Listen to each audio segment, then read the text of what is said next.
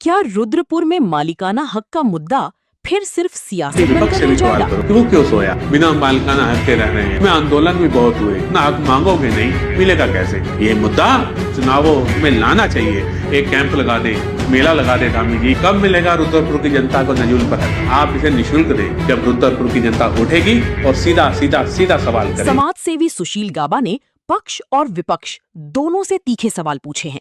उनका कहना है कि जनता अब वादे नहीं बल्कि मालिकाना हक पर स्पष्ट नीति, समय सीमा और जमीन पर कार्रवाई चाहती है। नमस्कार दोस्तों, परसों उत्तराखंड के कैबिनेट की एक बैठक हुई।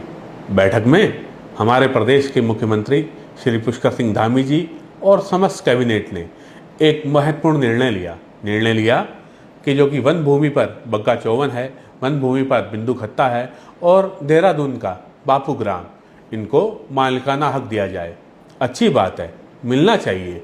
दशकों से काबिज लोगों को मालिकाना हक मिल जाएगा तो इसमें तो बहुत बढ़िया बात है। लेकिन एक और बहुत बड़ी चीज़ है जिस पर ध्यान नहीं दिया गया कि हमारा एक रुद्रपुर भी है, काशीपुर भी है, बहुत सारे क्षेत्र हैं। हम अगर रुद्रपुर की ही बात करें तो हमारा भदईपुरा है, रामपुरा है, कैंप के क्षेत्र हैं, हमारा आदर्श इंदिरा बंगाली कॉलोनी है, हमारा घास मंडी है, हमारा आदर्श कॉलोनी है, हमारे बहुत सारे अन्य क्षेत्र जो कि भदईपुरा से इधर आप लगता है रेशमबाड़ी वगैरह का क्षेत्र है। सभी क्षेत्र हैं जहाँ पर नजूल की एक बहुत बड़ी समस्या विगत बहुत से दशकों से लगातार हमें परेशान कर रही है। इन ज़मीनों पर 50 साल हो गए लोग रह रहे हैं, बिना मालिकाना हक के रह रहे हैं। रोज़ उनको डर लगता है, रोज़ उनको कोई ना कोई धमकाने पहुंचता है कि भाई ये तो नजूल की भूमि है। कभी भी कोई भी बात हो, व्यक्तिगत चीज़ें हो, लोग अपना आरटीआई लगा देते हैं अड़ोसी पड़ोसी एक दूसरे के ऊपर, बहुत सारी चीज़ें, क्योंकि मालिकाना हक नहीं है। हमारी कितनी ज़मीन है, हम कहाँ पर जो काबिज हैं, क्या वहाँ का कागज़ हमारे पास है? बहुत समय हो गया।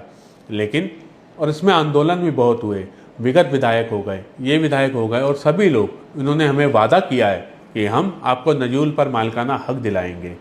तो मैं धामी सरकार से कहता हूँ, क्योंकि जो शासक होता है, जो राजा होता है, उसके लिए तो सब बराबर होते हैं ना। तो केवल तीन क्षेत्रों को क्यों? हाँ, कहाँ गया हमारा भदईपुरा? कहाँ है रेशमबाड़ी? कहाँ पर है बाकी सब चीज़ें? कहाँ है हमारा प्यारा रामपुरा, जो कि हमेशा रुद्रपुर का हमारा प्राणों से प्रिय क्षेत्र रहा है।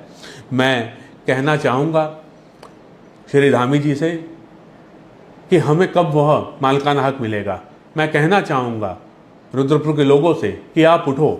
यदि आप उठोगे नहीं, अपना हक मांगोगे नहीं, मिलेगा कैसे? हम छोटी छोटी बातों पर, बेफिजूल की बातों पर हम लड़ते हैं, झगड़ते हैं, पूरा सोशल मीडिया रंग देते हैं, डिबेट होती है। लेकिन जो ये मुद्दा एक ऐसा मुद्दा है जिस पर पूरी बहस होनी चाहिए।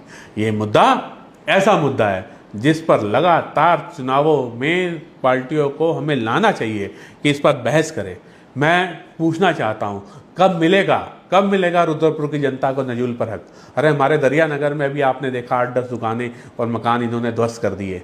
क्यों कर दिए भाई? जब पूरे उत्तराखंड में कहीं नहीं होता तो एक क्षेत्र को आप क्यों जो है टारगेट करते हो? मैं इसी प्रकार मैं कहना चाहता हूँ कि जैसा बिंदु खत्ता है, वैसी तो हमारा भदईपुरा है, जैसा हमारा बग्गा चौवन है, वैसी तो हमारे जो है आदर्श इंदिरा बंगाली कॉलोनी है, वैसी तो संजय नगर है, वैसी तो हमारा कैंप है। भाई इनमें क्या फ़र्क है? अरे भाई हम तो आपका इंतज़ार कर रहे हैं, आप आए, एक कैंप लगा दें, मेला लगा दें धामी जी, और हमें जो है मालिकाना हक दें। क्यों नहीं दिया जा रहा? और जब दिया जा रहा है तो एक बहुत बड़ी उसमें जो है उसमें स्टाम्प शुल्क वगैरह जो है कि आपने जो है व्यवस्था कर दी। नहीं, आप इसे निःशुल्क दें। बहुत हो गया काबिज हम हुए 50 साल से हमारे लोग काबिज है। इंदिरा कॉलोनी कब बसी है? जब यहाँ पर बिल्कुल शुरू में जब यहाँ पर रामपुरा और खाली मुख्य बाजार था, तब यहाँ इंदिरा कॉलोनी थी।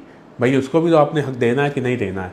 तो मैं चाहता हूँ कि आप हक दो, निःशुल्क हमें हक चाहिए। हमें यह है रुद्रपुर की जनता का हक है, और ये हक रुद्रपुर की जनता को तब मिलेगा जब रुद्रपुर की जनता उठेगी और सीधा सवाल करेगी।